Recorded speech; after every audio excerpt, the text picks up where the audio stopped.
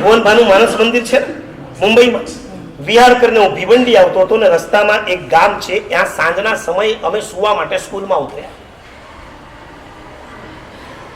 બાજુમાં એક દુકાન, સ્કૂલથી બાજુમાં દુકાન સાંજના 9 વાગે ખુલ્લી.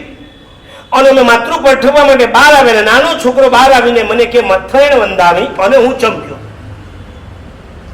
મહારાષ્ટ્રીયન દુકાન અને છોકરો કે મથણ વંદાવી. મેં પ્યાલો બાજુ પર મૂક્યો અને મેં છોકરાને કીધું કે તારું નામ શું? છોકરાએ નામ કીધું. મેં કીધું નૌકાર આવડે? જેને મથેર મંદામી આવડે એને નૌકાર ના આવડે? અને લિટરલી એને શરૂ કર્યું નમો હરિહંતાણમ નમો સીતાણમ. અને મેં કીધું આ કદાચ જૈનની દુકાન હોવી જોઈએ. એટલે હું આગળ પૂછવા જાઉં ત્યાં અંદરથી બેન બહાર આવ્યા. મરાઠીમાં મેં એમની સાથે વાત કરી, બેન તમે જૈન?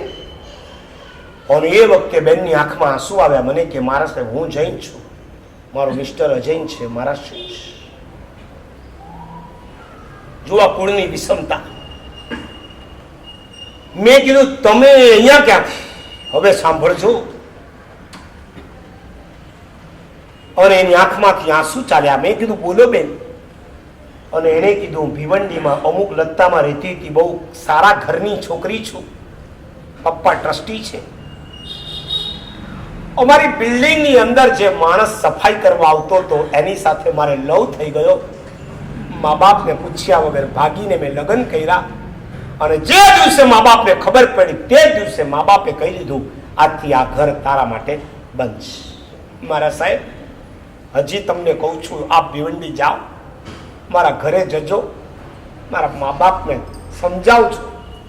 મને કદાચ પોતાના ઘરે ન લઈ જાય, મારા દીકરાને ત્યાં રાખે તો એનામાં કંઈક સંસ્કાર પડે. અહીંયા આવ્યા પછી તો કંદમૂળ પણ ખાવાનું છે. હજી નોનવેજ એને નથી ચખાડ્યું. એ ઘરે હતી ત્યારે પર્યુષણના નહીં, પર્વના નહીં, તિથિના દિવસોમાં પણ કોથમીરને ટચ નતા કરતા.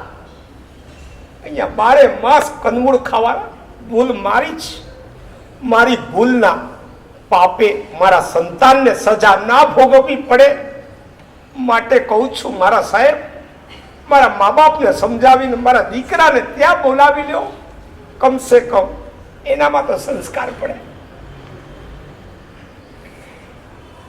નવરાત્રિના પાપે આવા જ કોઈ પગલા અંજાણતામાં તમારી દીકરી દ્વારા લેવાતા હોય અને મા બાપ ના પાડે તો હવે તો રસ્તા જાણે ખુલ્લા થઈ ગયા છે. તમે નહીં આપો તો અમને ભાગીને પણ લગ્ન કરતા આવડે છે. બંધ કરો. શાસ્ત્રકારોએ કેટલી મહેનત કરીને તમારા માટે આ 5 વાત ગોઠવી છે. કુળની સમાનતા જો, સમાન કુળ.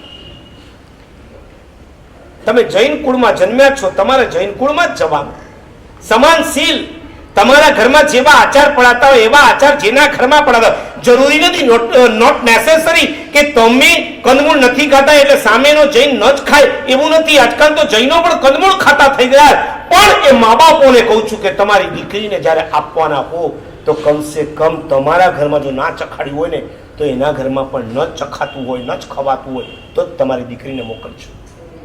નહીં તો રોજના ઝઘડા, રોજના ઝઘડા. શીલની એટલે શીલ એટલે આચાર. ભાષાની સમાનતા ઓટોમેટિક સીધી વાત છે ને. તમે જે ભાષા બોલતા હો એ જ ભાષા જ્યાં બોલાતી હોય ત્યાં જવું જોઈએ. કોઈ સાઉથ ઇન્ડિયનની અંદર તમે ચાલ્યા જાઓ અને પછી અથવા સાઉથ ઇન્ડિયનને તમારા ઘરે લઈ આવો. હવે એ તમારી સાથે ભલે હિન્દીમાં બોલતી હોય પણ એના મા બાપ આવે ત્યારે આંડું ગુંડું નારું ગુંડું કર્યા કરે એટલે તમને તો એમ જ લાગે ને કે મારી જ કંઈ વાગતી લાગે છે અને હંમેશા ડાઉટ જ એના ઉપર જ કરવાના હોય. ભાષાની સમાનતા, વયની સમાનતા. વય 20-24 એ કંઈક બેલેન્સ કહેવાય, પણ 20 અને 44 આ ઇમ્બેલેન્સ છે. તમે જુઓ આ બધા આજકાલના હીરો હિરોઈનના કોઈ ઠેકાણા છે ખરા? કોઈ ઠેકાણા હોય છે? કરીના કપૂર કોને પરણે? 2 વખત જે પરણેલો હોય એને પરણે. અને ઓનો 48-49 નો થયો. હા સલમાન 48-49 50 ના વાંઢા ને ઢાંડા થઈને ફર્યા કરે છે.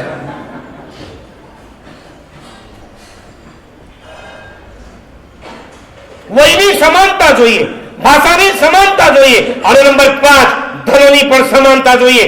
તમે કરોડપતિ છો, મહેરબાની કરીને તમારા ઘરમાં કોઈ અબજોપતિની દીકરીને નહીં લાવો. અબજોપતિની દીકરી પોતાની જાતને શહેનશાહની દીકરી ગણતી હોય અને તમારા કરોડને રોડપતિ જેવી ગણતી હોય. એ કહી દે છે શું તમારી પાસે? મારા બાપના ઘરે આવો તો ખબર પડે મારા ઘરે શું છે. તમારા ઘરે તો કઈ હતું નહીં, અમે લઈ આવ્યા. એટલે લખપતિના ઘરે લખપતિને આપો, કરોડપતિના ઘરે જ કરોડપતિને અપાય, અબજોપતિને ત્યાં અબજોપતિને અપાય.